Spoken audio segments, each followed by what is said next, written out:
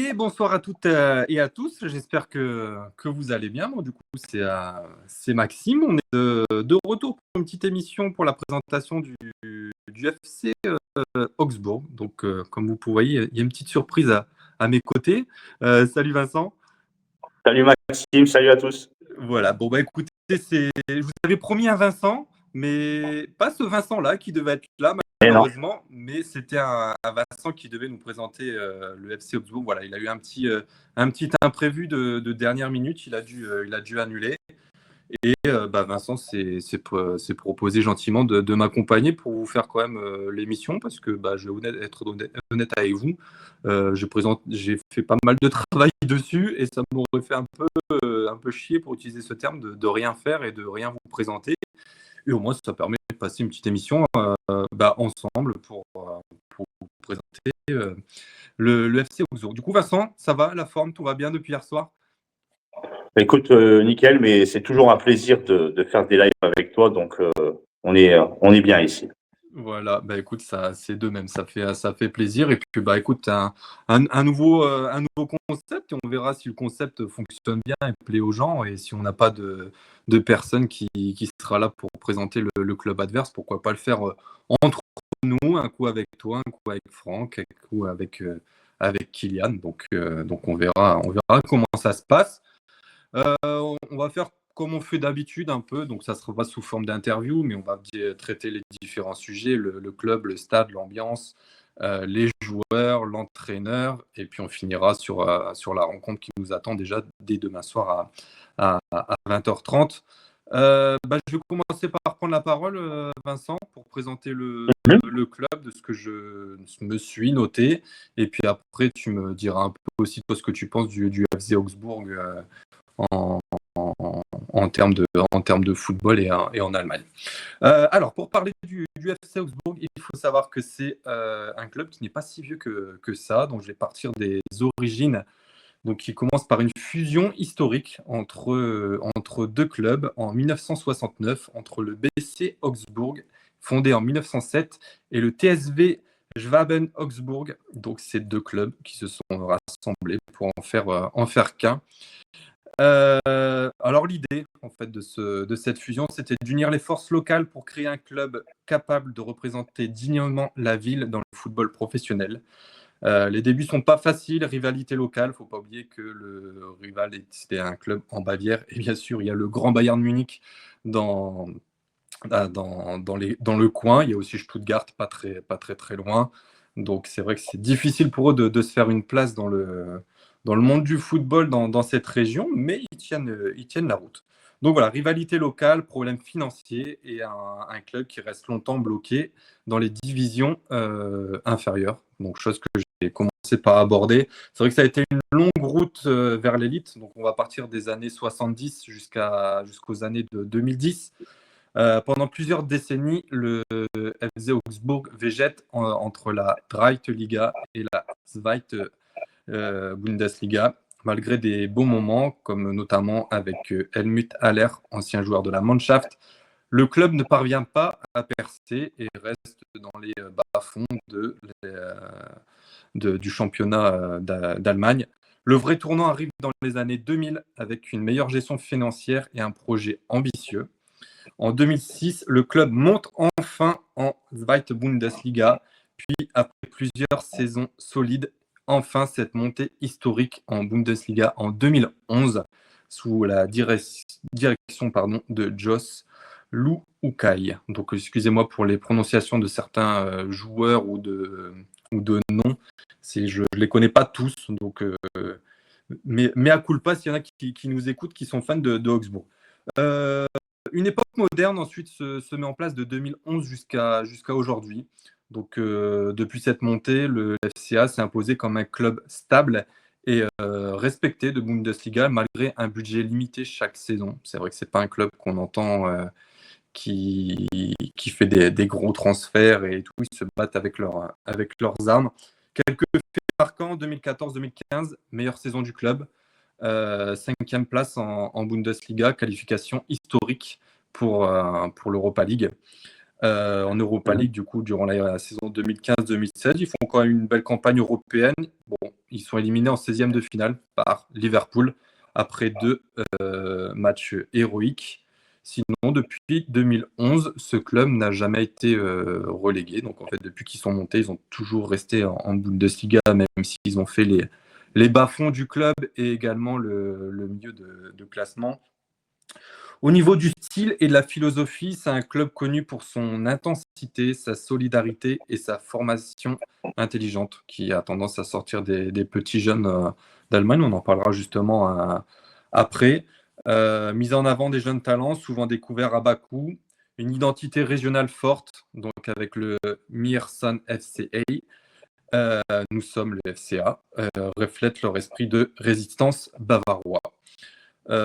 Excellent aussi travail communautaire et engagement social, club très proche de ses supporters. Voilà, donc c'était un peu l'histoire du FC Augsbourg résumé un peu dans les grandes lignes. Moi, voilà, ni moi ni Vincent connaissons à 100% ce club, mais voilà, c'était un peu sa petite histoire et son vécu.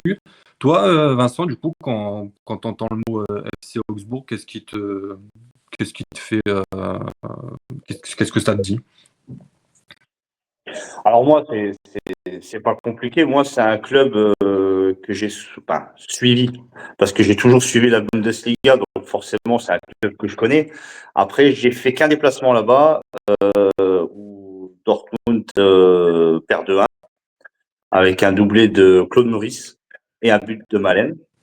Ça a été un match très très compliqué pour nous. Les choses dont je me souviens avec ce club-là, c'est ils nous ont souvent fait trébucher et ça a souvent été notre bête noire. On a dans énormément de grosses équipes, par exemple, je prends par exemple du PSG, ils ont souvent une bête noire, c'est Lorient. Et ben chez nous, pour moi, ça sera Augsbourg. Voilà, c'est comme ça que je vois les choses. Après, qu'est-ce qui me vient à l'esprit? Moi, j'ai toujours aimé un joueur qui jouait à Augsbourg. Ça remonte à une paire d'années maintenant. Il s'appelait Bombadia. C'était un attaquant. Je ne sais plus de quelle nationalité. Il me semble qu'il était sud-américain. Il faudrait que tu vérifies ça. Et bon, après, j'ai pas la prétention d'être un Franck en termes d'histoire et d'être un Kylian Non. en termes de statistiques, pas du tout. Moi, je vis les instants dans un stade de foot et j'ai quand même beaucoup apprécié l'ambiance dans ce stade et l'architecture du stade également. J'ai beaucoup aimé. Bon, la route, un peu moins pour y aller parce que c'était extrêmement long et très, très monotone. Mais c'est une très, très jolie ville qui n'est pas énorme, mais c'est une belle ville. On est en Bavière. Voilà. Enfin, il me semble qu'on est à proximité de la Bavière. Hein. Oui, On tout est à en fait. Ouais. Bavière. Voilà. Et le stade à l'intérieur est très joli aussi. Oui, il y a une belle ambiance. Après, c'est pas à Dortmund non plus, voilà. Mais ce que je retiendrai de ce déplacement là-bas, c'est que il y avait aucune animosité envers les supporters de Dortmund. Ça s'est super bien passé. Même après la défaite, hein, quand on est rentré, j'ai même des supporters de ce club qui sont venus me réconforter et qui m'ont même offert une bière. Donc, pour moi, ça serait un déplacement à refaire. D'accord, ok. Bah, c'est bien, tu m'as tendu un peu la perche pour parler du stade. Juste, je regarde, il y a Joël qui dit ce mec, je l'ai déjà vu à Dortmund par rapport à toi. Donc, oui, effectivement, ce n'est pas un fan de Augsbourg à mes côtés. Donc du coup, le stade, donc là, comme tu l'as dit, la WWK Arena. Donc, pareil, c'est une compagnie d'assurance, le naming. Le surnom aussi du stade, donc c'est Hanser von Zimmer, donc dans notre salon, Dans oui, pour dans notre traduire. maison. Ouais, maison, salon, ouais. Inauguration le 26 juillet 2009, donc pareil, pas un stade très très ancien, capacité d'environ 30 660 spectateurs, environ 19 000 places assises, 11 000 debout. Tiens, petite question. Le premier match d'inauguration a eu lieu le 26 juillet 2009. C'était contre qui? Cherche pas très Le loin. 26. Bah écoute, ouais, je vais dire le Bayern. Non. Dortmund. Eh ben ouais, voilà. C'était contre le Borussia Dortmund. Alors, j'ai pas trouvé le résultat parce que Je ne c'était le savais vraiment pas. un amical inaugural. Mais voilà, le 26 juillet, c'était contre Dortmund. Au niveau du stade, c'est un stade aussi éco-responsable. Donc, c'est l'un des aspects les plus admirés de la WWK Arena et son engagement écologique. Premier stade CO2 neutre d'Allemagne lors de son ouverture en 2009. Système de chauffage géothermique innovant, gestion énergétique optimisée, éclairage, ventilation, bonne accessibilité en transport public pour réduire les émissions. Un vrai modèle de durabilité dans le football allemand. Tu as parlé tout à l'heure de l'ambiance et du supporter. Voilà, le stade est quand même connu pour avoir une ambiance familiale et passionnée. Ouais. On n'entend jamais d'esclandre ou de problèmes qu'il y a eu dans ce stade. Les fans de la tribune Ulreich Bissinger Tribune mettent une grosse énergie dans les chants. L'hymne du club, on l'a dit tout à l'heure, le Mir San FCA, résonne avant chaque match. Malgré sa taille moyenne, le stade est souvent plein, surtout dans les entre guillemets derbies, parce que bon, les derbies sont compliqués contre le Bayern Munich ou Stuttgart.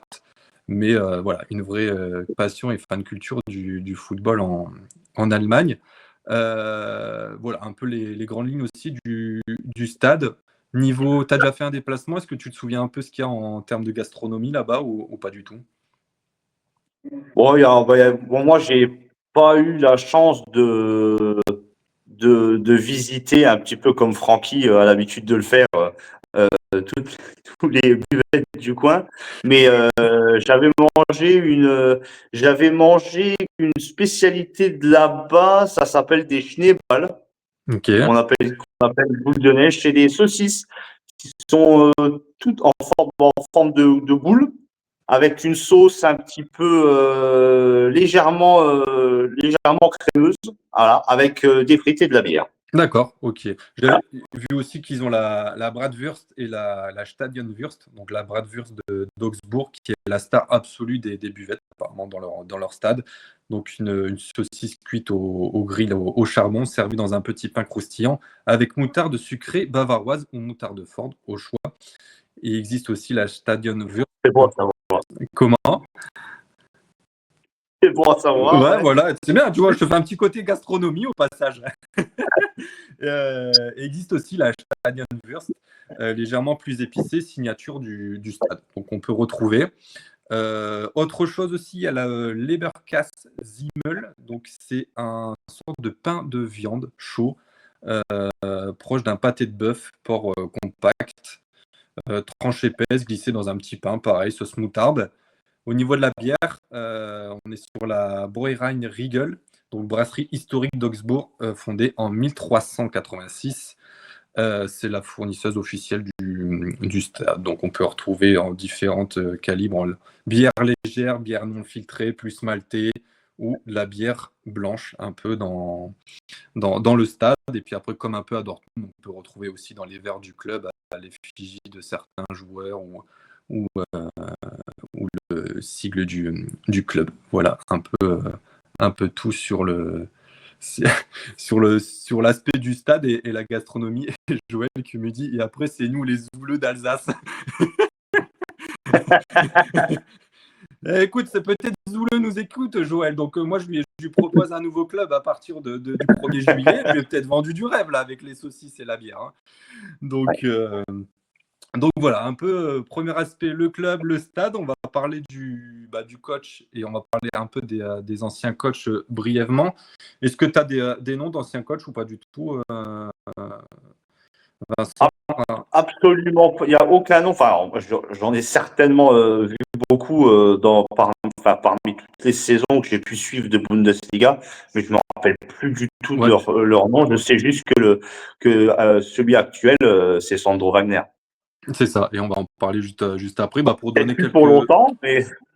On va en parler, mais Sky a un peu démenti, hein, en disant qu'il continue à lui faire confiance. Au niveau des anciens entraîneurs, donc on l'a vu, c'est quand même un club qui est là seulement depuis 2009 en Bundesliga. Donc c'est vrai que les entraîneurs d'avant, Dritte Liga et Zeit Bundesliga, c'est méconnu et je les ai pas nommés. Bon, on a Josh Luhukay de 2009 à 2012 qui fait la montée en Bundesliga et le maintien. De 2012 à 2016, on a Marcus Weinzierl qui réussit à avoir la 5e place de Ligue Europa. Sinon, on a aussi Manuel Baum de 2016 à 2019, Jess Tourup et en 2023-2024. Et du coup, depuis juillet, je crois, si je ne dis pas de bêtises, Sandro Wagner qui commence à faire ses classes en tant que coach. Bon, Sandro Wagner, je pense que tout le monde connaît quand même au moins ce joueur. Toi-même aussi, qu'est-ce qui te fait ressentir en tant que déjà que joueur? Qu'est-ce que tu as un peu de souvenir de cet homme? Il me semble qu'il avait fait Offenheim et il avait fait après le Bayern, si je ne me trompe pas. Tout à fait, c'est ça. En tout cas, dans mes derniers souvenirs. Hein. Et c'est vrai que c'est un attaquant qui est assez grand, il me semble, et qui a toujours été dangereux. Et mais c'est vrai que le voir en tant qu'entraîneur, avec la prestance qu'il a, c'est quand même intéressant de le voir sur un banc de touche. Maintenant, à voir un peu ce qu'il va proposer en termes de jeu sur le long terme, hein, avec cette équipe. Et à voir maintenant, déjà qu'il commence déjà avec ses performances après notre match, c'est sûr, ça serait sympa. Mais ouais, pourquoi pas. Et puis après, bon, de toute façon, il faut un début à tout.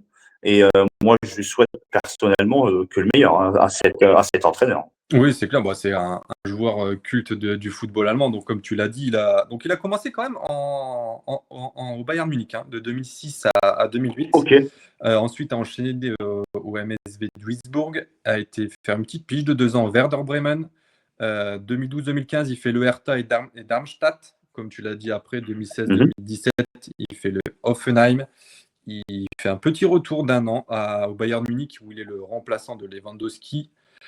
Et il finira avec une petite destination un peu cocasse. Il finit en Chine en 2019 au Tianjin Teda. Donc c'est là où voilà, il finit sa carrière en Chine en 2019. Bon, c'était l'époque où la Chine faisait rêver un peu tout le monde de là-bas et que les joueurs allaient faire les petites piges comme Witzel qu'on a pu avoir dans nos rangs. On va plus parler maintenant de sa carrière d'entraîneur. Donc, il a pris sa retraite en 2020 et entame rapidement une reconversion brillante. 2020-2021, du coup, il entraîne les U19 du Hunter Hatching. Alors, c'est. Oui. Ouais, je ne sais pas si on dit comme ça, je suis désolé encore pour l'accent. Ensuite, il gère l'équipe première qui est en Dritte Liga, où il est entraîneur principal. Il fait une montée en Dritte Liga avec ce club. Et ensuite, en 2023, il part dans l'équipe nationale avec la Mannschaft en tant qu'assistant temporaire de Hansi Flick lors des matchs internationaux. Et il débarque en 2025 au FC Augsbourg pour son premier poste d'entraîneur solo, on va dire, pour faire ses classes. Au niveau du style de l'entraîneur, on est quand même sur un entraîneur moderne. C'est la nouvelle génération qui est en train de débarquer des entraîneurs. Il est inspiré par les modèles de Nagelsmann, de Tourelle. C'est un entraîneur qui met l'accent sur le pressing haut, les transitions rapides, un jeu courageux et vertical, travaille sur le mental et un collectif fort. Donc, il aime bien avoir une équipe soudée et qui travaille tous ensemble. Il apprécie aussi pour son leadership naturel et son charisme direct. Donc, c'est un peu une grande gueule. C'est pas un gars qui va se taire, qui dit clairement les choses. À Augsbourg, il symbolise une nouvelle génération d'entraîneurs allemands jeunes et ambitieux. Donc on verra un peu ce que ça donnera sur le futur avec lui. Au niveau de sa personnalité, comme j'ai dit, franc, drôle, parfois provocateur. Il a toujours eu un fort caractère. Il est très populaire auprès des médias allemands pour ses analyses claires lorsqu'il a brièvement été consultant à la télé.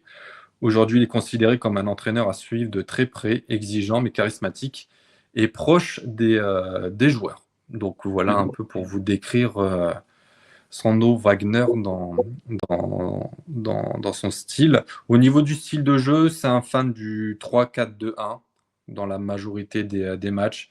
C'est vrai que on va en parler justement après, mais au niveau de son début de saison, il se cherche encore un peu sur le positionnement de certains joueurs.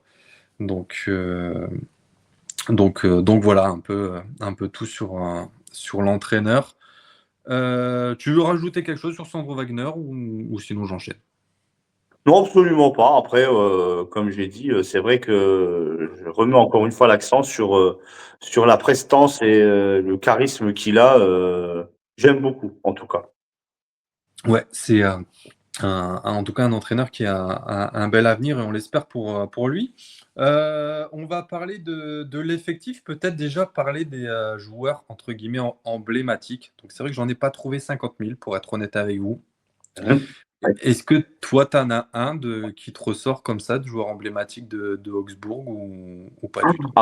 Absolument pas. Moi, le seul qui. Bah, tu parles de l'effectif actuel? Non, l'effectif. Non, non, je te parle depuis leur création, depuis 2009, on va dire qu'ils sont en Bundesliga jusqu'à maintenant. Est-ce que tu en as un qui t'a un peu plus marqué ou pas du tout? Bah, le seul qui m'a marqué, c'était un joueur qui s'appelait Bombadia. Voilà, c'était Ouais, un c'est sûr. attaquant assez trapu, pas assez trapu, assez costaud. Et j'aimais beaucoup ce joueur. Et bon, il était c'était un bourrin, hein, mais il était souvent décisif. Et c'est ce joueur-là qui m'avait fait justement découvrir d'un peu plus près ce club du FA Augsbourg. Ok. S'il jouait quel poste? C'était attaquant? Attaquant, ouais. Attaquant, d'accord, ok. Alors du coup, je pense que je vais te donner des noms et tu vas me dire, ah bah oui. Oui, forcément. Euh, ouais, sûrement, surtout qu'il y en a un qui est arrivé à Dortmund par derrière. Donc du coup, les joueurs emblématiques, on a Daniel Bayer, donc un milieu, qui a joué chez eux de 2008 à 2020. C'était un capitaine légendaire, âme du club, donc c'est le plus capé au niveau de Augsbourg. On a André Hahn, attaquant de Andrea. 2013 à 2014, Mm. 2019 à 2023, qui était revenu buteur populaire, pardon, et également guerrier. Alors, à la grande surprise, on a un joueur qui joue encore actuellement chez eux, c'est Jeffrey Gowelou, Ah oui. défenseur, qui est de 2016 chez eux, pilier défensif et capitaine actuel. Mhm. Et c'est ce joueur qui a joué chez nous et c'était un gardien suisse. Est-ce que tu te souviens de ce joueur? Bah, c'était pas Burki, ça c'est sûr. Non. Mais je pense que c'était son second à ce moment-là. Bah là, tout de suite, dans l'immédiat, non, je me rappelle pas, mais je Non. sais que quand tu vas me dire, Ah oui, c'est sûr, je vais te dire le nom. Marvin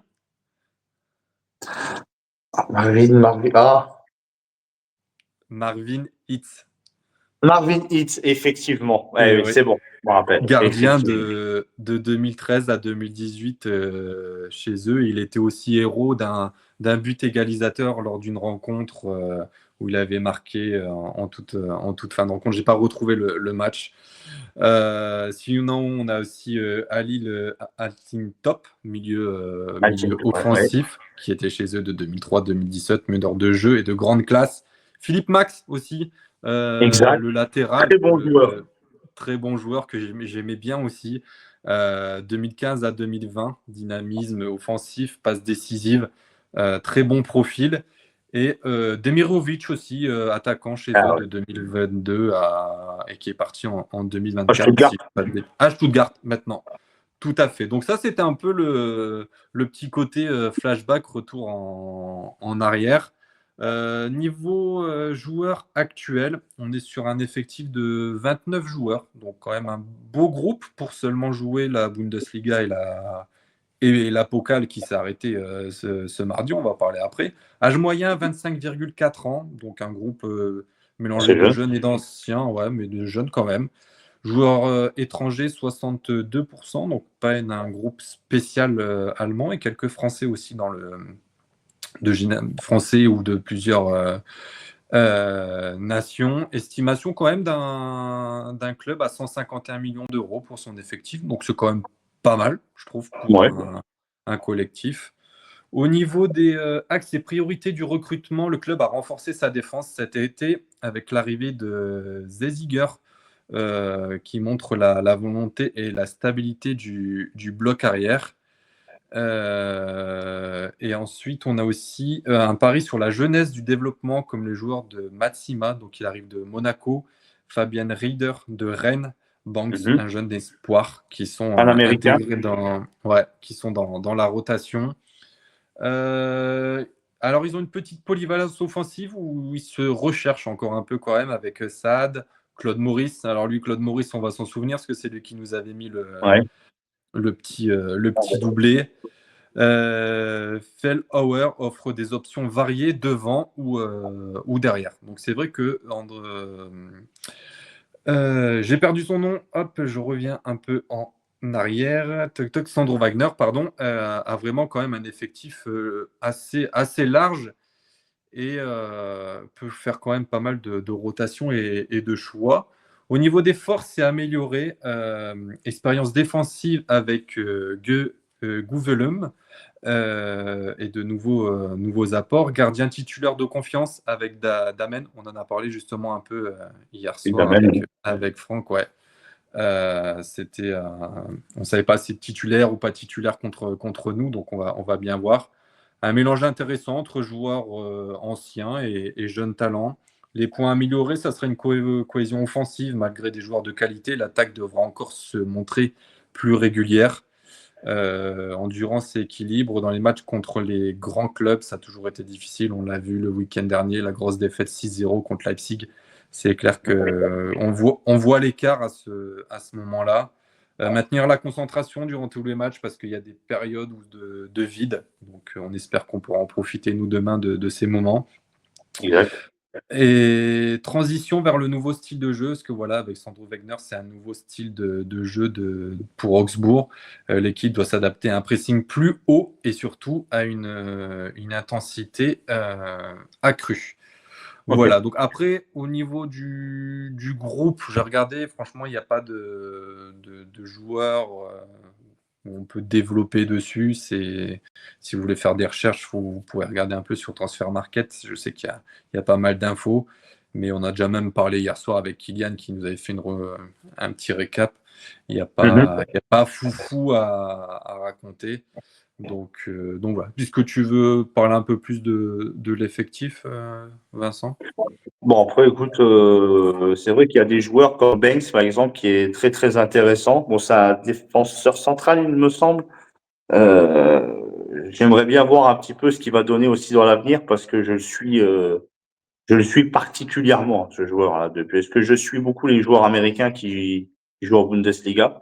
Et celui-là, j'ai vu il y a quelques mois en arrière qu'il était dans l'effectif et j'ai décidé de le suivre également. D'accord. Ouais, bah, on verra un peu déjà demain s'il sera titulaire et qu'est-ce qui deviendra dans le futur. Au niveau du retour de la saison dernière, donc en Bundesliga et en Pokal, le Augsbourg a effectué sa 14e saison consécutive en Bundesliga. Comme j'ai dit, c'est un club qui n'a jamais été relégué depuis sa montée. Ils finissent à une 12e place, donc au milieu de classement, bien au chaud, à 43 points.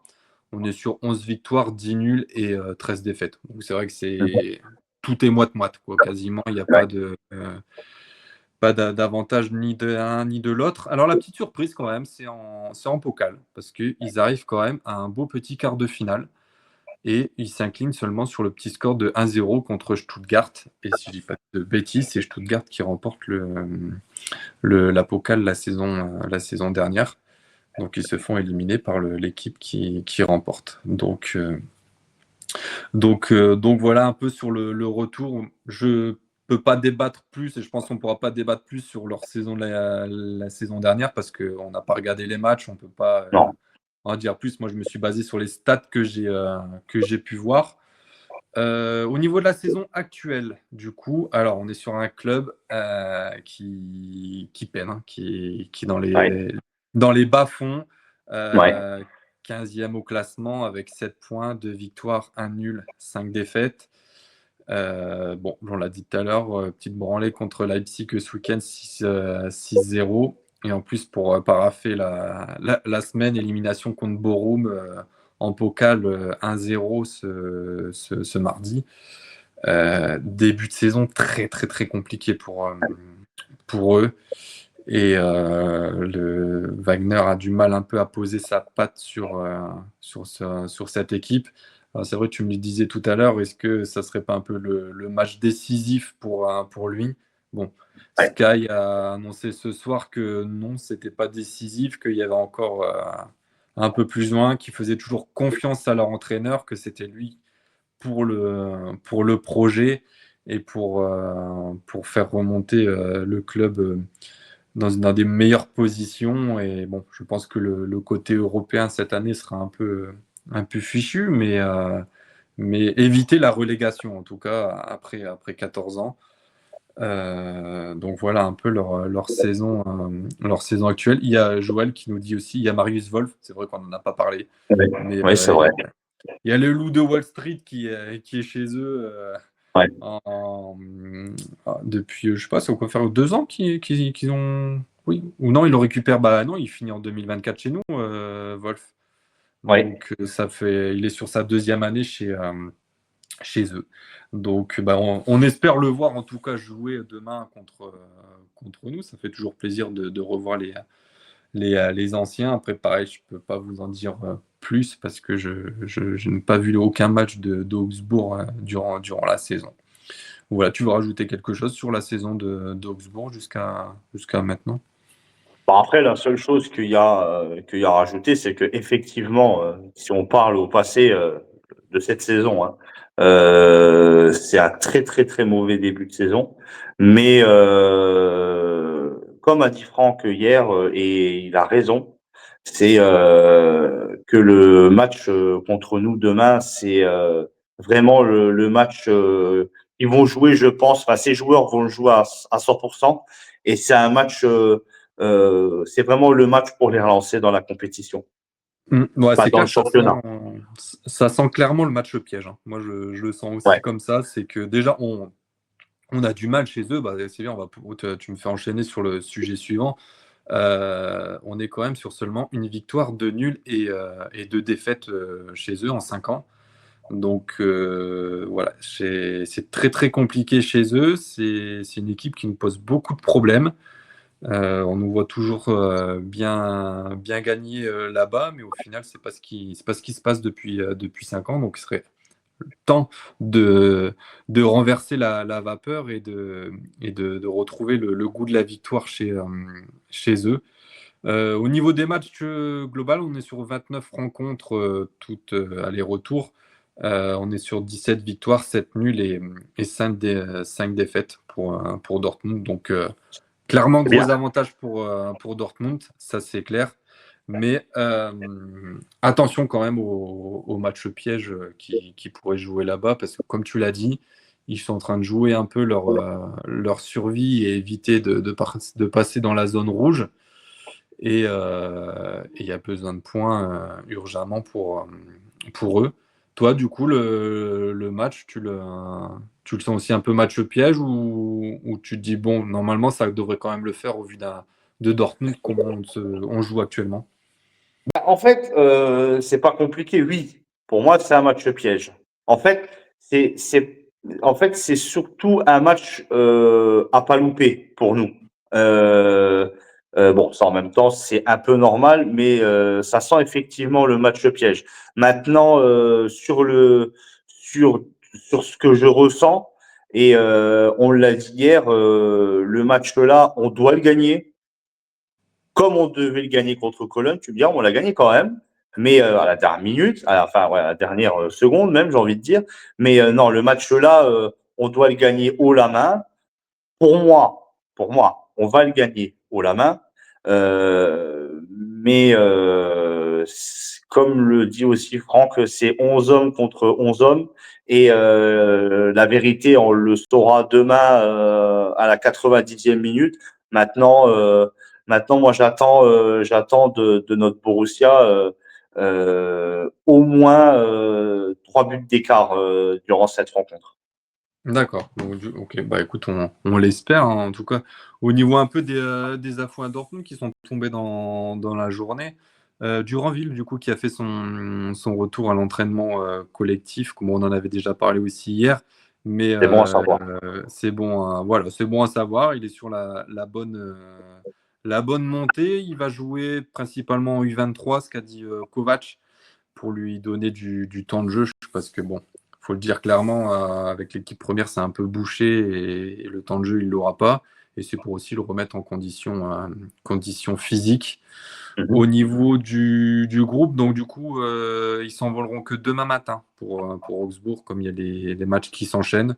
Donc on Ouais. connaîtra plus le groupe au complet demain. Kovac a fait le retour. Il n'y a que Zoule qui a reçu un coup à un orteil et qui aura une petite contusion. Bon, je ne le vois pas titulaire en tout cas déjà demain, mais à voir s'il sera du déplacement ou pas. Ben Sebaini qui était forfait contre Francfort en Pokal est bien de retour à l'entraînement. Le mal de dos semble disparu, donc il devrait revenir dans l'effectif. Le point d'interrogation, c'est Svensson. On verra s'il va le faire souffler ou pas. Parce que c'est vrai que le petit minot, il enchaîne tous les matchs depuis le début de saison. Et je pense que là, un petit temps de repos lui ferait le Ouais. plus grand bien parce que Je pense que c'est le match idéal. ouais, c'est ça. Surtout qu'on a un Manchester City qui enchaînera derrière le mercredi. Donc ça va, ça laisse encore quand même pas mal de jours pour souffler. Donc après, l'option, ce serait Ben Sebaini sûrement à gauche ou sinon de mettre Ryerson de l'autre côté et Couteau à droite. Le souci, c'est que Ryerson, on l'a vu finir sur les Pour genoux les contre ouais. Francfort. Ouais. Donc à voir s'il est prêt encore à enchaîner un autre match de 90 minutes. Voilà. Je vais finir comme je demande tout le temps aux invités, un petit prono du coup pour cette rencontre.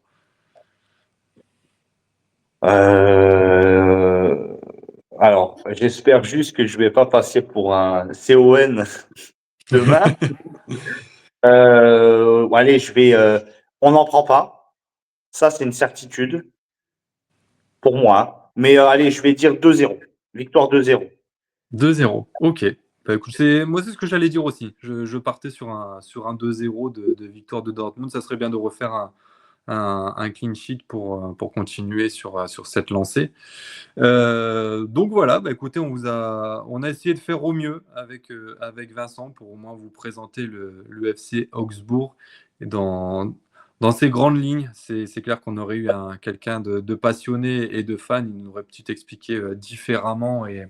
et plus précis. Mais j'ai essayé d'être le mieux. Vincent a essayé aussi de faire au mieux. Et puis on attendra aussi vos retours si ça vous plaît aussi ce genre de petits épisodes quand on n'a personne, de le faire entre nous, aussi bien avec Kylian qu'avec Franck. Comme ça permet d'avoir toujours une petite émission sur l'adversaire qui nous attend. Au niveau du déplacement demain pour les Galische Jungs, donc le fan club français, pour ceux qui nous écoutent pour la première fois, on aura notre cher président qui nous écoute. En plus, c'est un beau président qu'on a quand même à nos côtés. Ouais. Joël qui fera le déplacement avec sa femme Ophélie. Et puis, comment ne pas parler de ce goth qui fait souvent les matchs et son expérience et tout son vécu. Il y aura bien sûr notre grand ami Franck aussi du déplacement. Donc, ils seront tous les trois. N'hésitez pas à suivre les différents réseaux sociaux des Galische Jungs.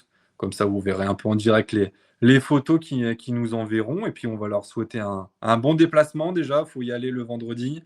Un bon match surtout aussi. Et puis, on va croiser les doigts pour vous de ramener les 3 points. Et puis, bah, nous, devant nos écrans, à soutenir le club. Vincent, merci infiniment quand même d'être venu à Bah, je mes t'en côtés prie. et de C'est ne pas toujours un m'avoir plaisir. laissé solo. Et puis bah, merci Joël qui était là à nos côtés. Il y avait Daouda aussi. Donc, bonne soirée à tout le monde. Et puis, nous, on se retrouve du coup dimanche à 20h pour le débrief avec la fine équipe que vous connaissez tous. Merci à tous. Bonne soirée. Et puis, le mot de la fin. Tchuss! Tschüss.